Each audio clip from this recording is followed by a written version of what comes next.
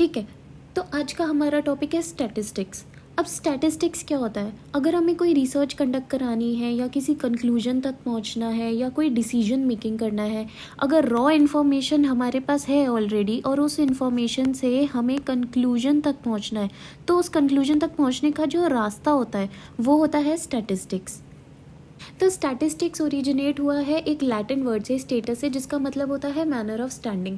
ये एक field of study होती है जिसमें हम ओवरऑल डेटा के साथ डील करते हैं। तो सबसे पहले हम क्या करते हैं, डेटा को कलेक्ट करते हैं डिफरेंट सोर्सेज से, यानी कि कलेक्शन ऑफ डेटा।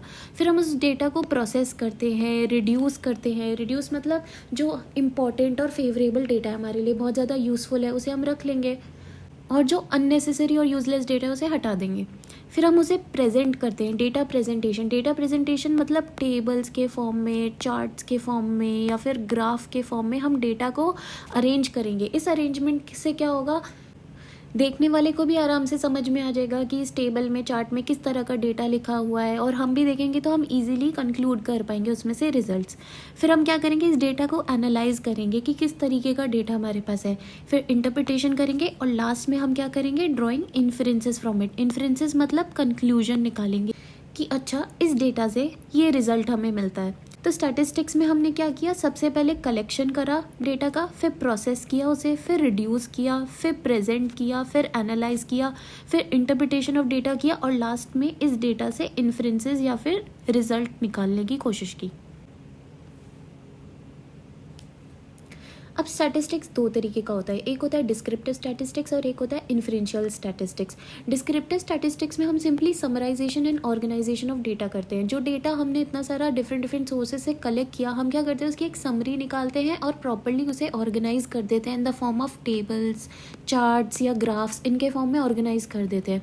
कुछ समरी स्टैटिस्टिक्स भी इसका एग्जाम्पल है, जैसे कि मीन और स्टैंडर्ड डिविएशन। दूसरा जो टाइप होता है वो होता है इन्फ्रेंशियल स्टैटिस्टिक्स। नाम से ही पता चल रहा है कि हम इसमें क्या करते हैं, इन्फ्रेंसेस निकालते हैं। अब मान लो मेरे पास ये पूरी पॉपुलेशन है 100 लोगों की, और मुझे पता करना है इन 100 लोगों का एवरेज ब्लड प्रेशर कितना रहता है।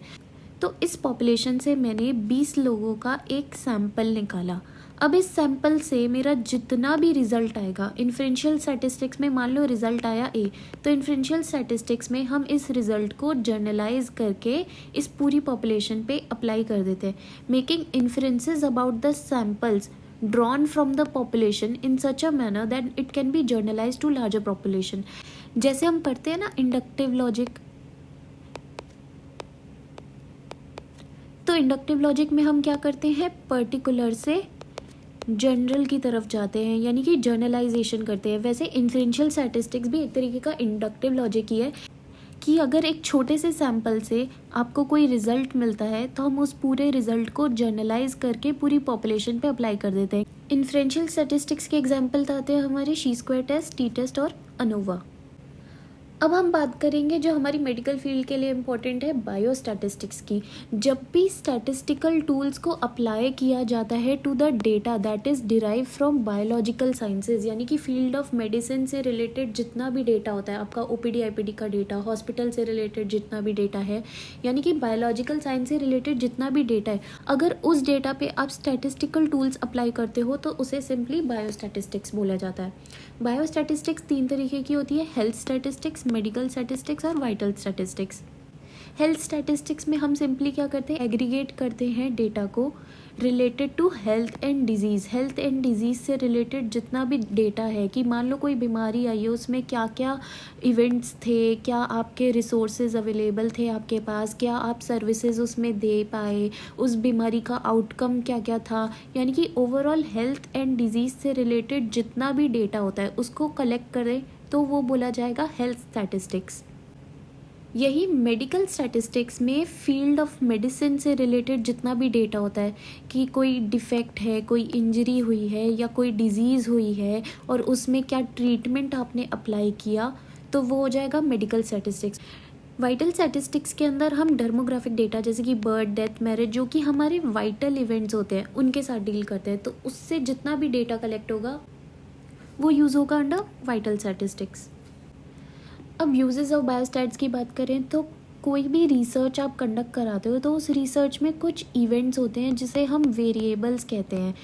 ये वेरिएबल्स डिफाइन करते हैं कि आप रिसर्च में क्या कंडक्ट कराना चाहते हो। तो अगर आपको दो वेरिएबल्स के बीच में कोरिलेशन पता करना है, जैसे दो वेरिएबल्स है हमारे पास एज एंड हाइट, हमें पता है जैसे जैसे किसी पर्सन की एज इंक्रीज करती जाती है वैसे वैसे उस पर्सन की हाइट इंक्रीज करती जाती है। तो इससे हमें क्या पता चल रहा है कि इन दोनों वेरिएबल्स के बीच में एक रिलेशनशिप है जिसे हम क्या कहते हैं, कोरिलेशन।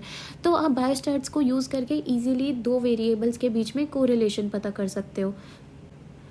दूसरी चीज़ आती है हमारी एट्रीब्यूट्स। एट्रीब्यूट्स होता है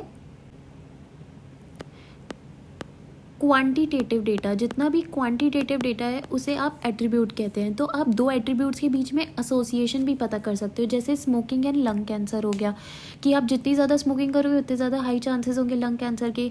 आपका सोशियो इकोनॉमिक स्टेटस फाइलेरिया के इन्फेक्शन को भी अफेक्ट करता है। यानी कि आप बायोस्टैट से एसोसिएशन भी पता कर सकते हो दो वेरिएबल्स के बीच में। आप कंपेयर कर सकते हो बायोस्टैट्स को यूज़ करके एक्शन ऑफ ड्रग्स, जैसे कि मार्केट में ऑलरेडी एक्स नाम का ड्रग अवेलेबल था, अब आपने एक रिसर्च कंडक्ट की है ये पता करने के लिए कि वाई नाम का जो न्यू ड्रग आपने प्रिपेयर किया है ये एक्स से डिफरेंट है, अच्छा है, बुरा है, कैसा है। तो आप क्या कर सकते हो, बायोस्टैट्स को यूज़ करके कंपेयर कर सकते हो दो ड्रग्स के एक्शन को।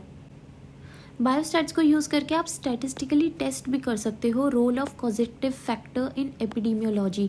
जैसे हमें पता करना है कोई नई बीमारी हमारे सामने आई है और हमें पता करना है कि इस बीमारी के क्या क्या ईटियोलॉजी होती है, यानी कि क्या क्या कॉजेज़ होते हैं।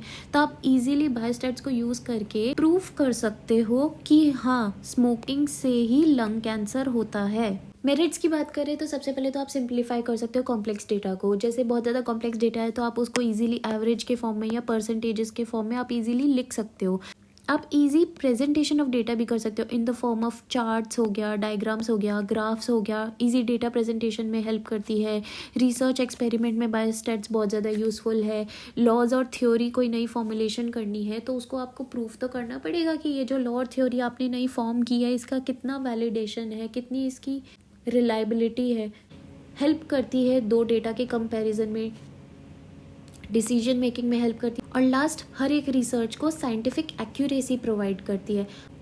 बायोस्टैटिस्टिक्स में जो क्वालिटेटिव एस्पेक्ट ऑफ डेटा है वो इतने अच्छे से स्टडी नहीं होता है।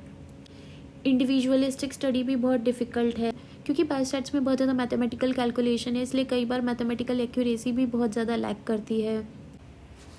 और last, statistics is only a means and not end of the study. तो आज की वीडियो के लिए इतना ही। Thank you.